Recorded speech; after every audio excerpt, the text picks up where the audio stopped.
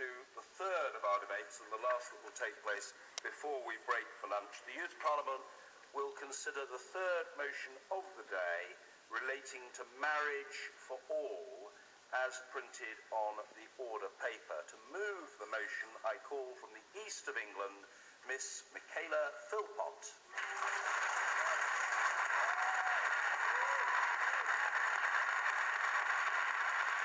Thank you, Mr. Speaker. Every debate is about a question, but this question isn't whether a piece of paper decides if you're married.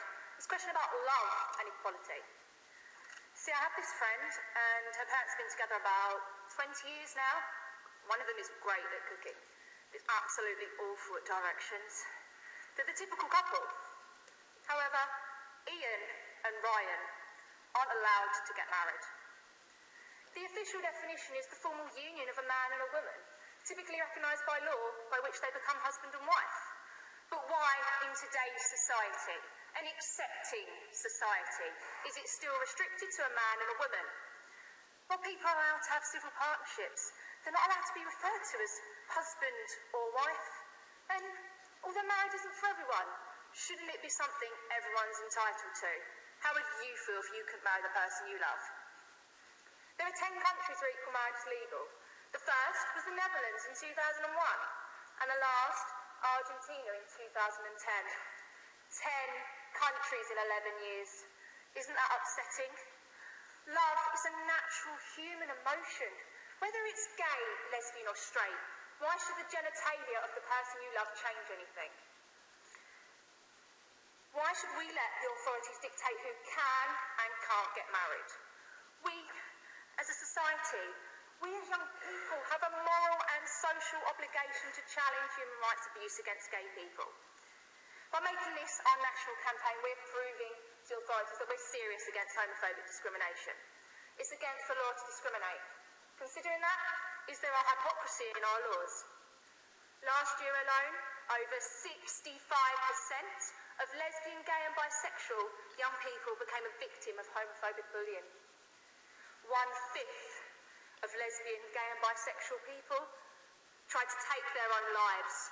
And 90% of the lesbian, gay and bisexual community felt discriminated against because of their sexuality. We need to work together to change this. Yeah, some of you may argue civil partnerships have many of the same tax and legal benefits as marriages. Maybe, but it's not about that. It's about the principle of being denied the right and allowing gay people to feel equal. Others may say, this isn't an issue important to young people, then why is it being debated here today? Young people not only want to marry who they want when they're older, but they want homosexuality to be accepted now. Others may say that this infringes on some religious beliefs. However, Stonewall research has shown that 58% of people of faith support same-sex marriage. Either way, this campaign would respect those beliefs, but help to create a more understanding society where everyone is equal. With this campaign, we can lobby our MPs, we can educate the public, we can create an understanding and change the attitudes towards this. As the Scottish Youth Parliament proved by having it as their national campaign last year, we can make a difference. When I'm older, I want to be able to sit my children down and say, do you know what? When I was your age, I was part of this amazing organisation that led the way to ensure everyone's allowed to get married. We're an accepting society. Isn't it time we accepted equal marriage?